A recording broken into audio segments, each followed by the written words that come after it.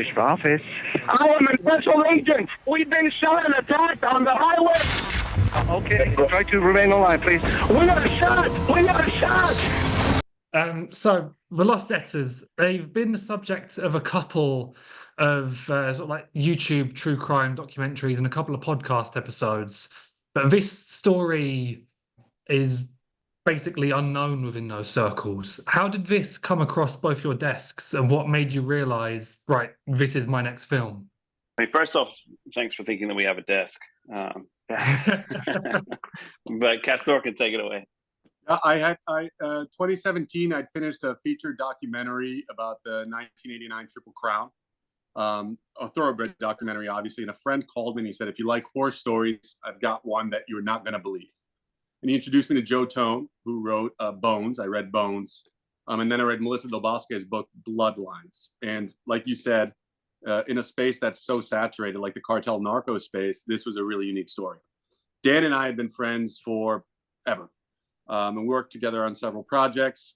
Creatively, I think he's unmatched, and he had just finished a series called American Cartel.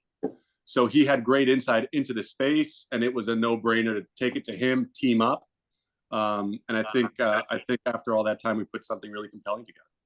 When you think of the drug cartels, you think of the drugs, you think of the violence, you think of money, but you do not think of horses.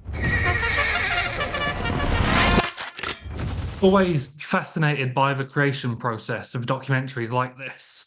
During your research and prep, or even during the interviews, were there any bombshell reveals and moments that made you both realize, right, this has completely changed the angle we're taking on this? We'd be foolish to go into it thinking we knew the story, but of course we did. And then, when you're in there, the point is, it's such a big story. It's so unbelievable. And then when you see the people behind the story, you get their story as well. And that's the bombshell. That's where you see the faces. Castor always says, like, you don't see an FBI officer, you don't see a journalist. You see Melissa, you see Ginger, you see Scott. They're real people, real stories. And that is very important to us because that's where the heart of the story, that's where it sinks in. That's where it goes beyond these true crime stories. That's when it becomes ingenuity in action.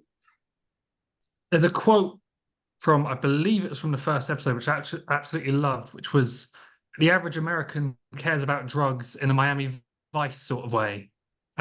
When you make a documentary like this, are you actively setting out to alter those perceptions, or are you presenting a story and allowing the audience to make up their own minds? It's a little bit of both. I think from the outset, we didn't want to make a story about violence. As we say, like, violence with Los Zetas is known. If you Google it, their name comes up.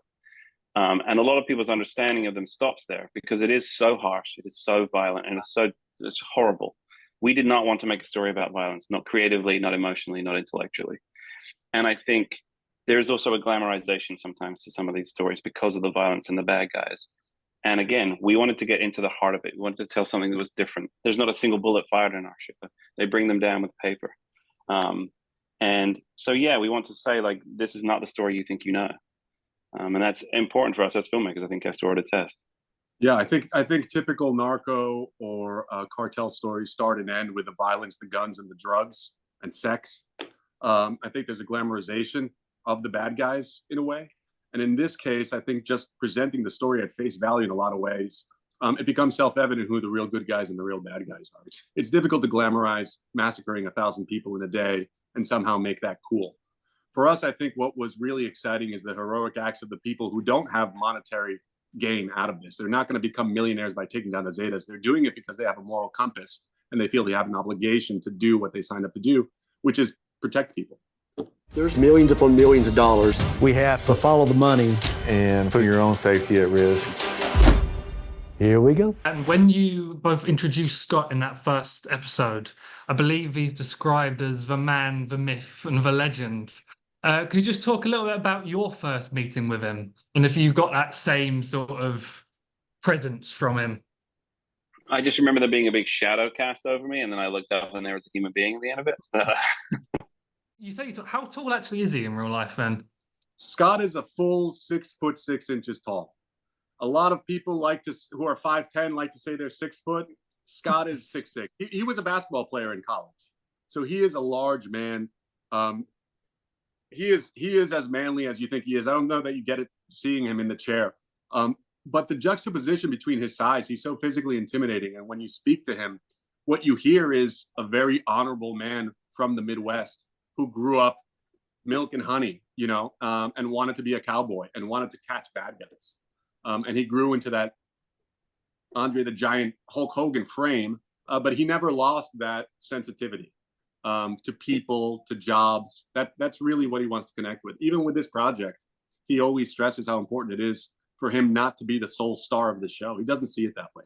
He sees himself as part of a team. And I think in many ways it is. Obviously, you focus on him since he was the lead investigator, but he's the first to defer credit. Yeah, somehow his heart and integrity is bigger than his stature, which is no mean feat. And it's all, and forget about it, that he it's because of instinct, that empathy that Castor brought up. Like, that's how he found this story. This story was a hunch, self-belief.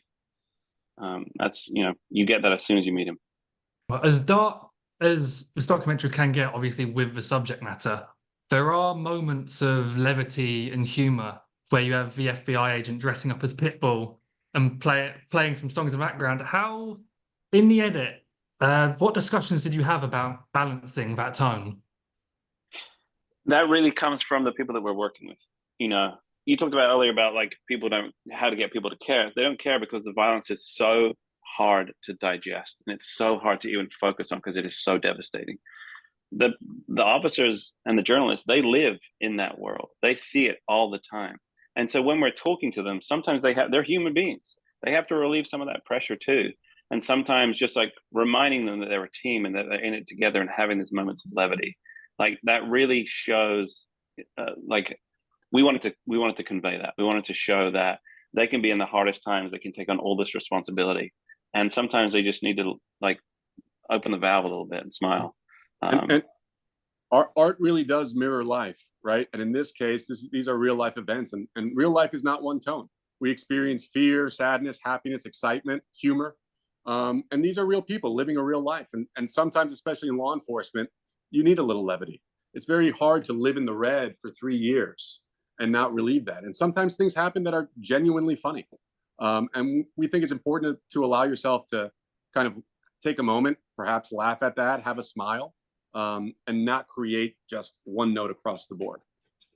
And Dan, you've previously said that after audiences watch Hillsong, you wanted them to put themselves in the shoes of those who were exploited. For both of you, after audiences watch this, where would you like audiences to place themselves? I think we want audiences to place themselves I want them to increase their aperture of understanding. It's not about violence. If you think about violence, it's not about the border. There is a border in our story. It's politicized. There's a lot of rhetoric around it. But those are real communities. Those are real people. And there's a lot more at stake. That if you get into that and you understand it, you do absorb it, you realize this is a global problem. It is a we problem. It's not an us and them problem. And I think that's what, Castor started out. We always started out at the beginning to be like, that's what we want people to take away, that you don't know the story. You think you do, but you don't. And I think this story is told, sometimes we speak about these topics on an organizational level, federal agents, cartel. We wanted to personalize it. And it's about Scott, Steve, and Dave, and Jose, Miguel on the other side. So I think what people might be able to take away from it is be able to sort of relate to it in a way that they might not have otherwise. 1,200 law enforcement personnel had to target the Zetas on the same day. 3 years of investigation could all be ruined overnight. My biggest fear was that every target was going to go to Mexico and be untouchable.